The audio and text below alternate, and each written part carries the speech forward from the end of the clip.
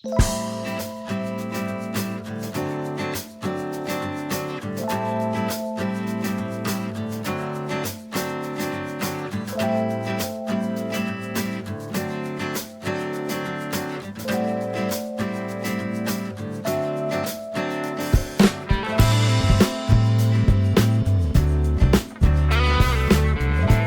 vue bucolique sur la cathédrale d'Orléans se trouve sur l'île de Corse, sur la rive sud, dans le parc de Loire. Un espace méconnu et sous-utilisé malgré des atouts certains.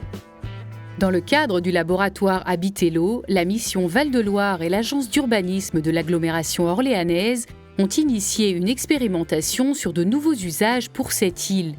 Un travail de réflexion a été confié à un groupe d'étudiants de l'école du paysage d'Angers Agrocampus. Première étape, le diagnostic. Déjà, c'est un espace vide, délaissé. Pour l'instant, il sert de parking. C'est un site enclavé. Les accès sont limités et peu adaptés par rapport au centre-ville d'Orléans ou aux communes périphériques comme celle de Saint-Jean-le-Blanc. C'est une zone non inondable, mais qui n'est pas assez exploitée. On n'y trouve pour l'instant aucun bâtiment. Et donc, on veut exploiter ces possibilités pour aménager le site. Après 7 semaines de travail entre mars et mai 2015, les étudiants livrent aux élus et aux professionnels leur scénario. Le premier confère à l'île de Corse une vocation pédagogique. Par exemple, on a voulu créer un jardin pédagogique sur le parc, donc pour que ça soit un travail aussi pour les enfants mais aussi pour les adultes. On a aussi créé un accueil qui serait là pour guider les visiteurs sur le parc. On a aussi tout un ensemble de parcours pédagogiques sur l'ensemble de l'île Charlemagne et de l'île de Corse, qui permettrait aux gens de découvrir la biodiversité locale. On a pensé à l'hébergement, notamment pour les colonies et les classes vertes, et qui pourrait accueillir des personnes tout au long de l'année et pourrait même servir d'auberge de jeunesse si nécessaire. L'auditoire a apprécié ces idées, mais aussi un aspect plus original. Un autre aspect qui me séduit personnellement beaucoup, c'est le fait de ramener du land art sur une partie de l'île Charlemagne, qui est une dimension culturelle qui n'existait pas au départ, qui n'existe pas toujours et qui me paraît complémentaire de tout ce qu'on peut vivre sur la Loire.